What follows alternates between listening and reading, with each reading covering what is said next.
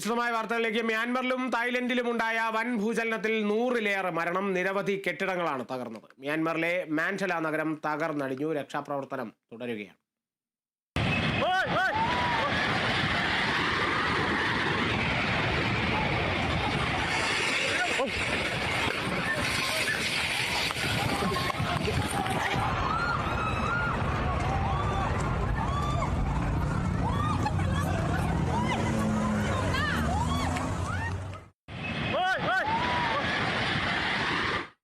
വിവരങ്ങളുമായി രാജേഷ് ശ്രീനിവാസനാണ് ചേരുന്നത്. രാജേഷ്, മരണസംഖ്യ കൂടുന്നു എന്നുള്ള വിവരം കൂടി നമുക്ക് ലഭിക്കുന്നു. ഇപ്പോഴും രക്ഷാപ്രവർത്തനം തുടരുകയാണല്ലേ?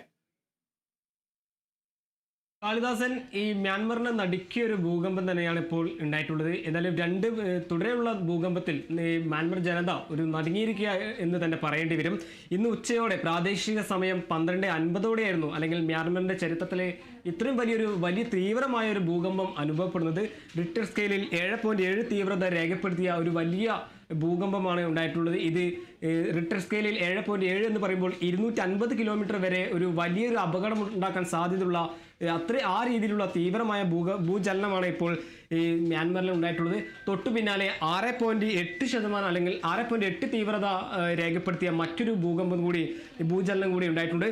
ഈ മ്യാൻമറിലെ പ്രധാന നഗരങ്ങളിൽ ഒന്നായ മണ്ടേലയിൽ നിന്നും 17 കിലോമീറ്റർ അകലെയുള്ള നഗരമാണ് ഈ വലിയൊരു ഭൂചലനത്തിന് അല്ലെങ്കിൽ അതിതീവ്രമായ ഭൂചലനത്തിന് കാരണം അല്ലെങ്കിൽ പ്രഭവ കേന്ദ്രമെന്നാണ് ഇപ്പോൾ യുണൈറ്റഡ് സ്റ്റേറ്റ് ജിയോളജിക്കൽ സർവേ റിപ്പോർട്ടുകൾ വ്യക്തമാക്കുന്നത്.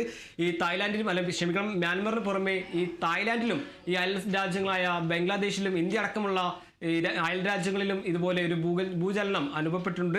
എന്തായാലും ഈ ദുരന്തത്തിന്റെ പശ്ചാത്തലത്തിൽ 6 പ്രവിശ്യകളിലെ പട്ടാള ഭരണകൂടം ഒരു അടിയന്തരാവസ്ഥ അല്ലെങ്കിൽ ദുരന്തകാല അടിയന്തരാവസ്ഥ പ്രഖ്യാപിച്ചിരിക്കുകയാണ്.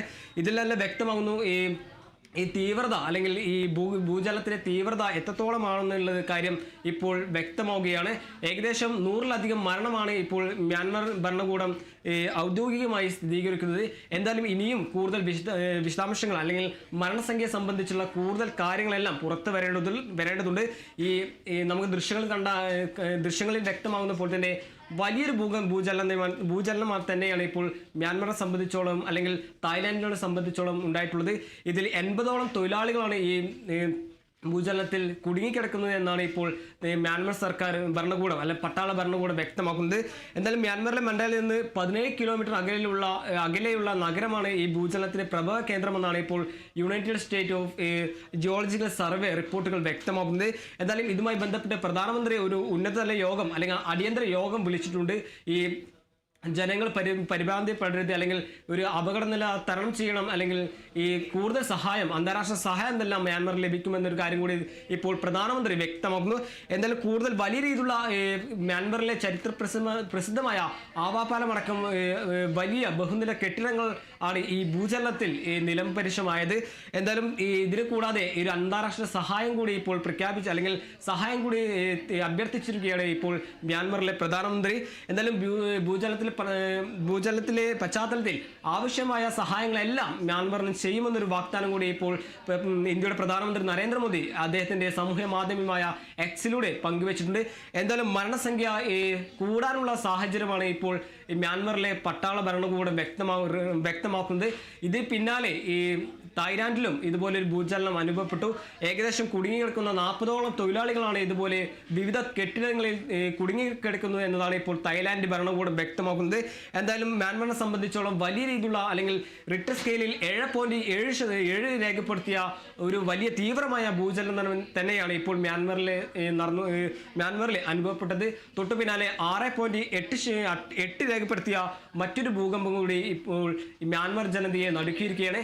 എന്തായാലും വലിയ രീതിയിലുള്ള ജനസംഖ്യ കൂടാനുള്ള സാധ്യത തന്നെയാണ് ഇപ്പോൾ ദൃശ്യങ്ങളിലും അല്ലെങ്കിൽ പട്ടാള ഭരണകൂടവും വ്യക്തമാക്കുന്നത്. കാളിദാസ്, എന്തായാലും ഇതിന്റെ പ്രഭവ കേന്ദ്രം 17 കിലോമീറ്റർ അകലുള്ള മണ്ടേല നഗരത്തിലാണെന്നാണ് ഇപ്പോൾ United state of geological survey റിപ്പോർട്ടുകൾ വ്യക്തമാക്കുന്നത്.